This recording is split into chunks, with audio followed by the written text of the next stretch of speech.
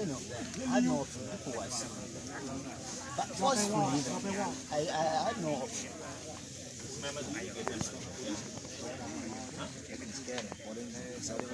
I had no option because they were there. In fact, they are there. Yes. They told me so you didn't carry the gun. But before you do that, why were you called before? Do you think they were going to constable? Because I was around. Constable was around. Constable was scared because those people were harmed. They were harmed. There was nothing to do. How are you? Good. I'm told we are getting a situation here. Yes. Broad daylight robbery. That's unfortunate. So what exactly happened? Telling to talk loud. We started working actually a little late because rain was disturbing us. We started around 9. We were now verifying the first 10 voters. So after verifying, almost finished, when we were almost finished the verification, somebody just came and called me from that side, and he told me I'm sergeant.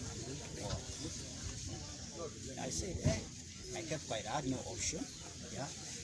Then after some minutes, the guy told me we need how many voters are here? 500 to 550. We need five booklets right now. I kept quiet. I even tried to ask to talk to these polling assistants, and they were like, "You don't have." There are still few people here. People were here. Voters were also there. They were here. Even those people were standing. They were there. Yeah. Yes. Then I said, I kept quiet for some minutes. Then the guy intimidated me. I'm sergeant. I'm going to do something bad on you. If not, I'm going. So I had no option. We came here and took the thing, like five of that, the booklet 5. Then he went with it there. They were standing there. Then they tick for some minutes. Like 5 minutes, within 5 minutes was now done. Then the guy just told me. These were all full.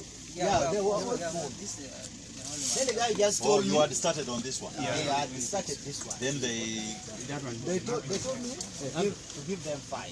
yes. So I was to give them forcefully. Then they marked, they tick after ticking.